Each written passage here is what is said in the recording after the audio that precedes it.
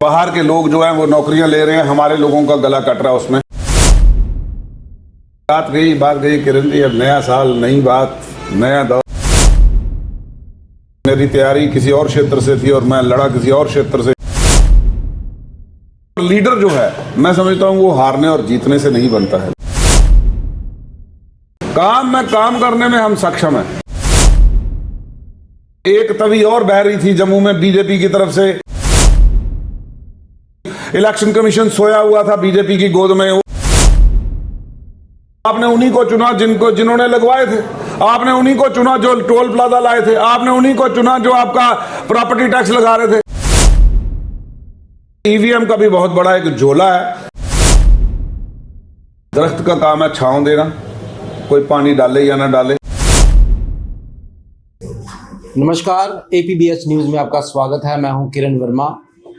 हमारे जम्मू कश्मीर के माने हुए नेता सीनियर लीडर हैं कांग्रेस के, उनसे हम जानेंगे कि आपका स्वागत है सर। सबसे पहले नमस्कार सर, आप हमारे चैनल के माध्यम से ये बताएं, जब चुनाव हुए थे, परिणाम निकला, तो आपने दिल में क्या चल रहा था आपके, उसके बारे में थोड़ा बताएं हमारे दर्शकों को।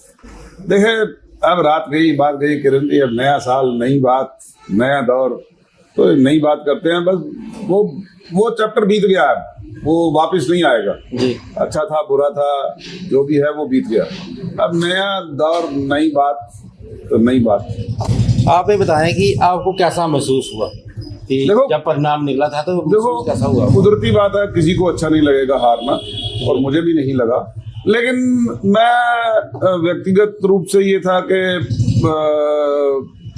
चूंकि मेरी तैयारी किसी और क्षेत्र से थी और मैं लड़ा किसी और क्षेत्र से, पार्टी का फैसला मानते हुए हमने बाहू से लड़े।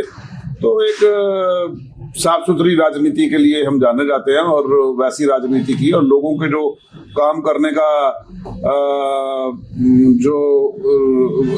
जो जज्बा हमारे अंदर है उसको हम जारी रखेंगे। और लीडर जो है, मैं समझता हूँ वो हारने और जीतने से नहीं बनता है। Leader is a leader by virtue of qualities. तो हम उन जो परिभाषाओं के ऊपर हम जितना कर खरे उतरते हैं वो देखेंगे। लेकिन ये है कि लोगों से जो वादे किए हैं वो पूरे करेंगे। टोनी जी, आप एक जुझारू नेता हो, जम्मू की आवाज़ हो, लोगों के बारे में सोचते हो, बोलते हो। सुचेतगढ़ में काफ़ी होल्ड है आपका। क्या आपको लगता है कि जो ये निर्णय लिया गया था कि आप गांधीनगर से लड़ेंगे, किसको कसूर ठहराते हैं आप इसका? देखें, अब मैं वही कह रहा हूँ, ये इसका पोस्टमार्टम बड़ी बार हो चुका है। छोड़े इस बात को, जो हो गया सब क्या हो गया, जिनका भी कसूर था, छोड़िए इस बात।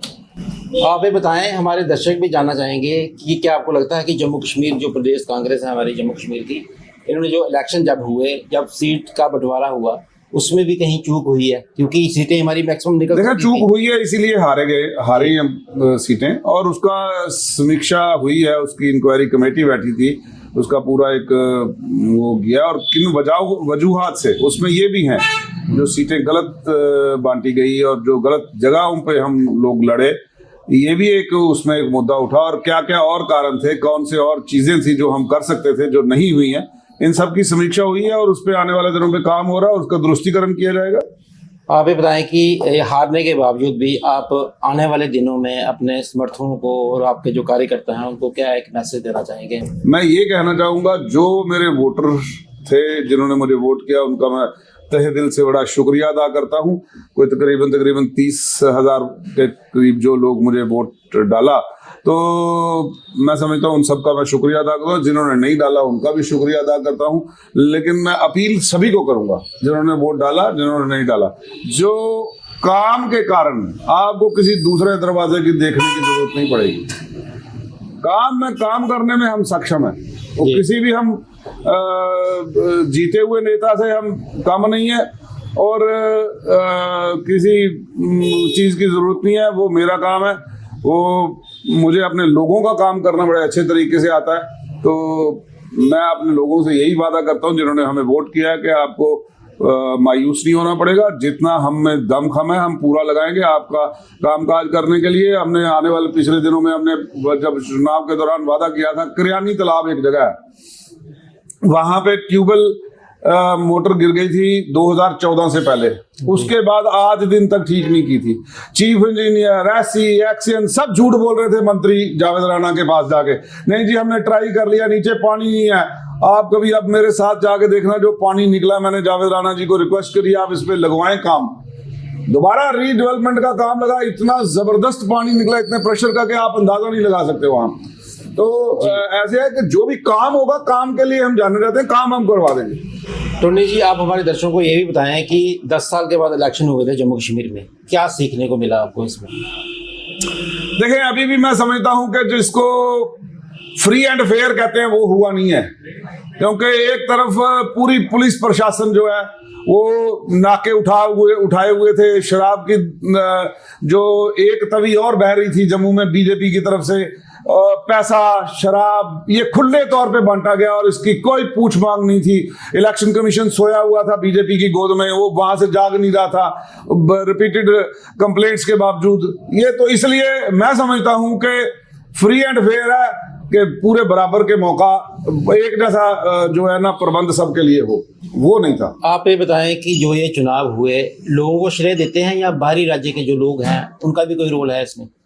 देखें, हर तरह का है, लोगों का भी है। लोगों को ये था कि लोग जो आज बार बार हमको ये कहते हैं कि हमारे स्मार्ट मीटर उतरवाओ, हमने कितने मुद्दे उठाए, आपने उन्हीं को चुना जिन्होंने लगवाए थे, आपने उन्हीं को चुना जो टोल प्लाजा लाए थे, आपने उन्हीं को चुना जो आपका प्रॉपर्टी टैक्स लगा रहे थे। तो फिर अब आज हमसे शिकायत क्यों? आज हमारे से शिकायत नहीं कर सकते हैं। आज कहते थे नाले टूटे हुए हैं, पानी घरों में जा रहा है, आज हमसे कांग्रेस से शिकायत नहीं कर सकते या सरकार से शिकायत नहीं कर सकते। आज बीजेपी को पूछे, क्योंकि आपने चुना उनको। और कुछ लोग कहते हैं हमने वोट नहीं डाला, ये सारा ईवीएम का खेल है। तो हम भी ये कहीं ना कहीं मानते हैं कि ईवीएम का भी बहुत बड़ा एक झोला है, जो आने वाले वक्त में कभी पता चलेगा। आज तो टेक्नोलॉजी से खेल के भी ये, क्योंकि कई जगह पे जहां हम देख रहे थे कि पूरे इलाके में पूरा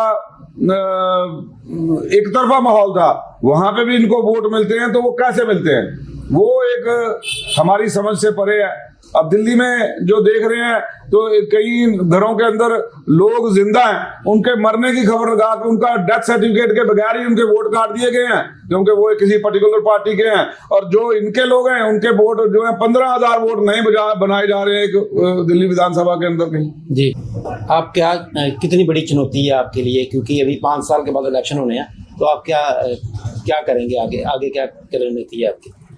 जी, लीडर का काम है काम करना।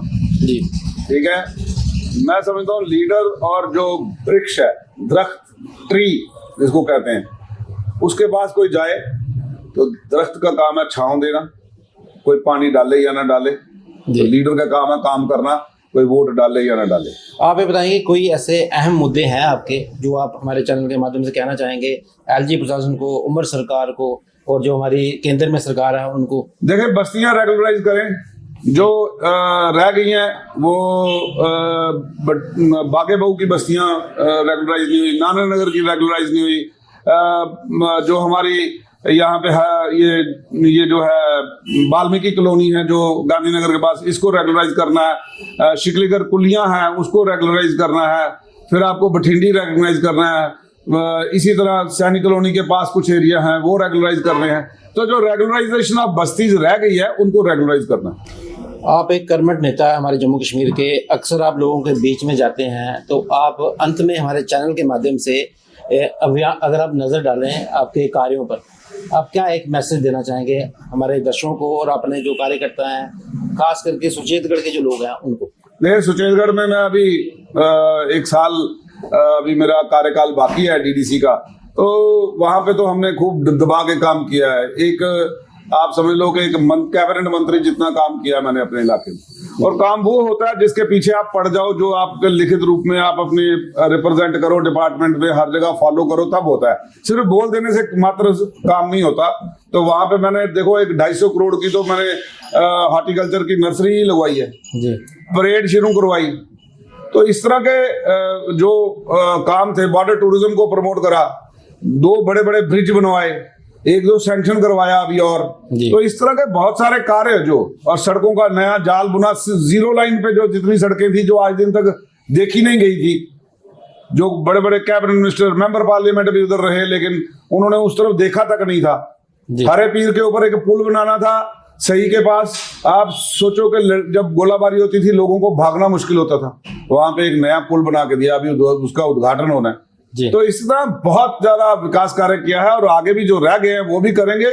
और जहां हमने इलेक्शन लड़ा है, और वैसे तो आप जम्मू भर से, जहां से भी, जम्मू प्रोविंस से, कहीं से भी, अगर मैं कहीं काम कर सकता हूं, आपको लगता है कि मैं काम कर सकता हूं, तो कांग्रेस नहीं, बाकी भी जो लोग हैं, कांग्रेस के कार्यकर्ता नहीं भी हैं, उनको भी मैं ये कहता हूं कि हमसे अगर कोई बन पड़ेगा, हम लोगों की बेहतरी के लिए काम करने के लिए किसी भी और किसी भी हद तक और किसी के पास भी जा सकते हैं। अगर आपको एक बार फिर मौका मिल जाए तो आप क्या एक अहम काम करना चाहेंगे, खास करके हमारे जम्मू के लोगों के लिए?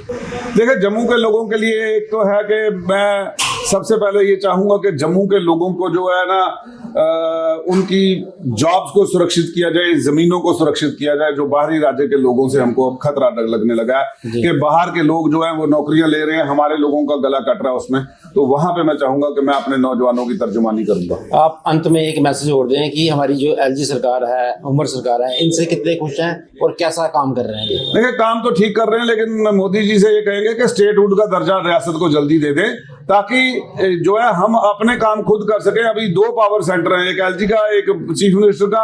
अफसरशाही जो है वो लोगों का नाजायज फायदा उठा रही है इस बात का कि 2 जगह के पावर सेंटर बने हुए हैं, तो इससे हमारा जो है नुकसान हो रहा है। तो मैं चाहूंगा कि पावर सेंटर जो है वो सिंगल बन जाए। जी, शुक्रिया जी आपका, बहुत बहुत शुक्रिया।